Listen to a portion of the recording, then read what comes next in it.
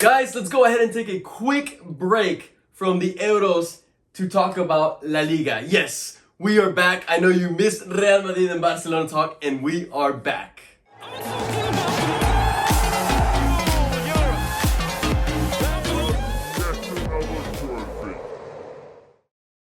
What's up, guys? I hope you're having a fantastic day, but let's get straight into it. We're going to start off with the beginning for Barcelona season, move on to the beginning for Real Madrid, break down the crucial moments in La Liga, the key games, where it gets a little stacked, and then get to how tough the ending for both teams, how tough it's going to be. And we know it defined La Liga, this last La Liga, due to the ending. So without wasting any more time, let's get to it. And Barcelona has one of the toughest start, if not the toughest start, I have ever seen. We are starting off with Real Sociedad right off the get-go. Then Athletic Club.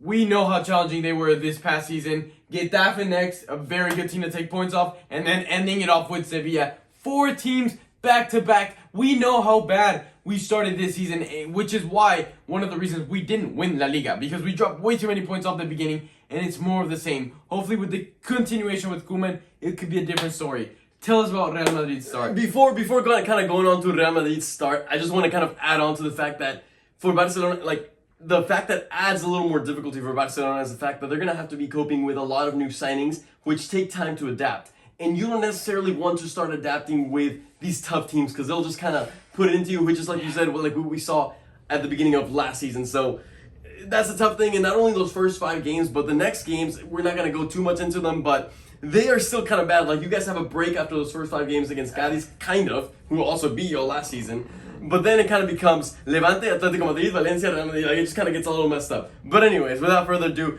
let's jump onto Real Madrid's side of things. And while I don't think Real Madrid's start is as nearly as bad as Barcelona's, there is still a trick factor because we're starting the first 3 games away. And that is because Real Madrid has gone on and asked La Liga to make the first 3 games away since they're still going to be remodeling the Santiago Bernabeu as much as they can. And then after those first 3 games is when we go to an international break, so we get 2 more weeks.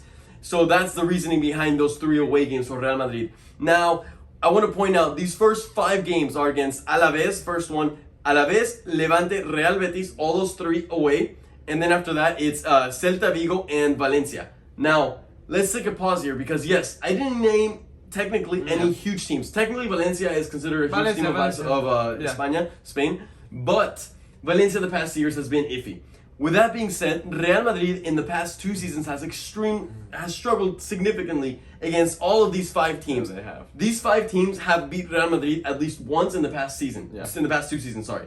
So that is something significant to say. Real Madrid last season, when they went to Valencia, the city of Valencia, not just the team Valencia, they actually didn't win any of those games. Against Levante, against Villarreal, and against Valencia, they dropped points in all sorts of ways. So Levante and Valencia pose themselves as really tough games.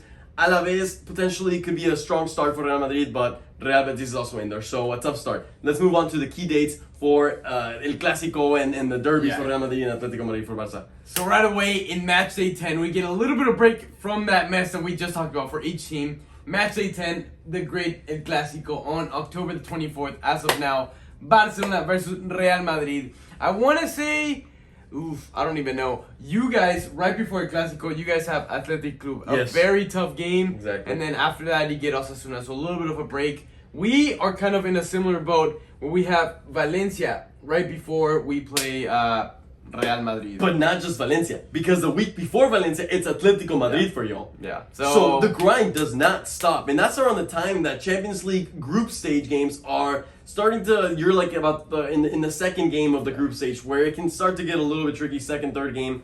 That is very tough for Barcelona leading into a Clasico. The only positive thing I can take away from this is the fact that, we could use Atletico Madrid as like a warm-up game, as a tough warm-up game to then approach Real Madrid, because that's something we missed this second El Clasico. We came back from international break and right away we had Real Madrid or something like that, and I wish we would have had like a tough game right before that to get our motors going, because I think we started asleep against Real Madrid. And now I think this can go two ways for Barcelona. Either y'all can come into this El Clasico extremely worn out from the amount of tough games y'all have had plus Champions League, or super prepared to play Real Madrid because y'all y'all will have already, Jesus Christ, I can't talk. Y'all will have already played. I can't talk. I literally cannot talk against the tougher teams. So y'all will be more prepared for that. The team will be gelling a little more and whatnot. Yes, Real Madrid has Atletico Bilbao right before El Clasico.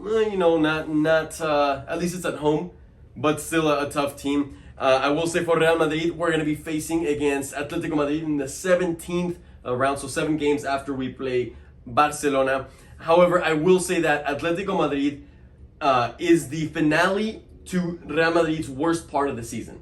So from match day 14 to 17, that's when Real Madrid has their toughest, in my opinion, their toughest run, which starts with Granada away. Granada is a very, very tricky team, in my opinion. Next up, we have Sevilla at home, and then Real Sociedad away, and then we finish it off with Atletico Madrid.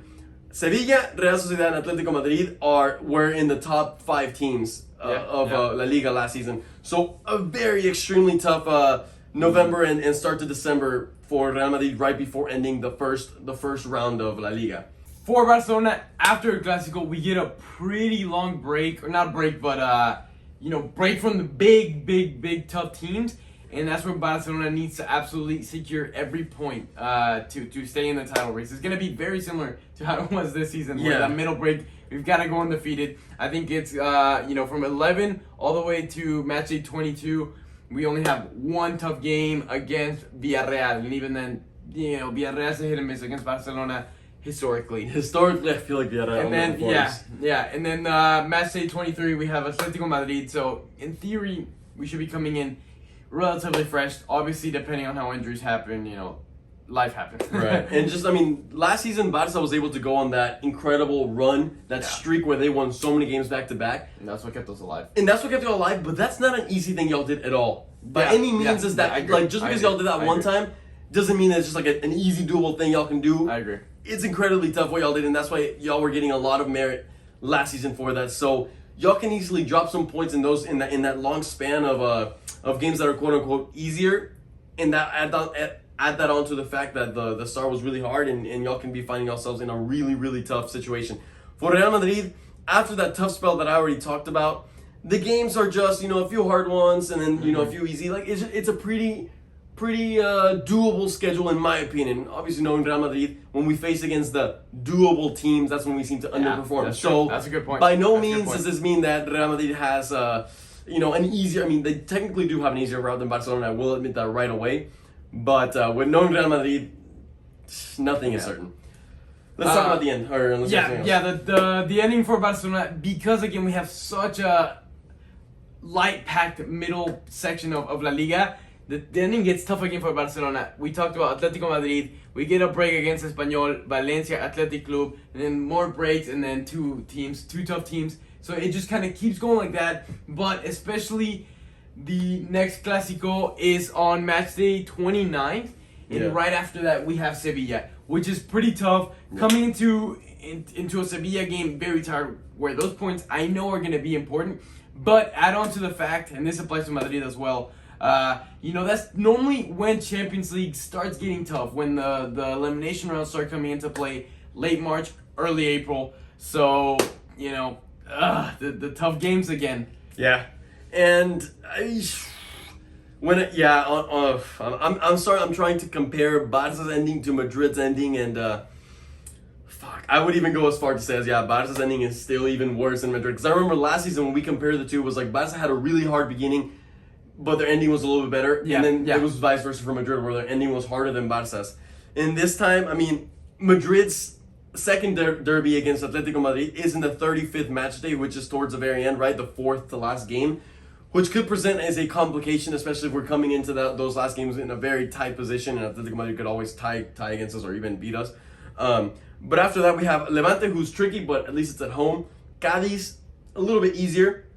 However, it is away. And then we finish off against Real Betis, which is always a very, very tough team for Real Madrid. Yes, y'all finish against Villarreal, who's also a very tough team. And right before that, Getafe. So Getafe, who last season was really underwhelming for Getafe. They did really bad. They were really well. The previous one they did really well, and I do want to highlight that Atletico Madrid finishes their season against Real Sociedad. So that's an extremely tough game for Atletico Madrid to finish it off with. I don't personally, obviously, we're gonna do prediction videos later on down the line. Personally, I don't see Atletico Madrid doing as good as it did last season, just because of the accumulation of minutes that Suarez is going to have on his legs. I find it hard for him to perform at the same level that he did this last season. But Suarez is a world-class player who can show you up at any point. We all know that. Yeah. So, guys, please let us know down in the comments what you make out of these schedules for Real Madrid and Barcelona. I'm sure the grand majority will have to admit that Barcelona's is a little bit tougher, but I do want to hear your opinions. Maybe you have something that we missed, additional comments, so please let us know down below. With that being said, we're going to go back to Euro content for the next couple of days. The quarterfinals are coming up, so will be a pretty fun time. And then for Real Madrid, practices start on Monday. I'm sure for Barcelona it's pretty similar. So La Liga is 6 weeks away from starting. It's coming, guys. It is coming, and I'm getting very excited for it. So guys, with that being said, make sure you hit the thumbs up, hit the subscribe button, stay tuned for this exciting road we're about to undergo and the end of the Euros. You do not want to miss any of that content. And with that said, peace out. A la Madrid! Oh, no.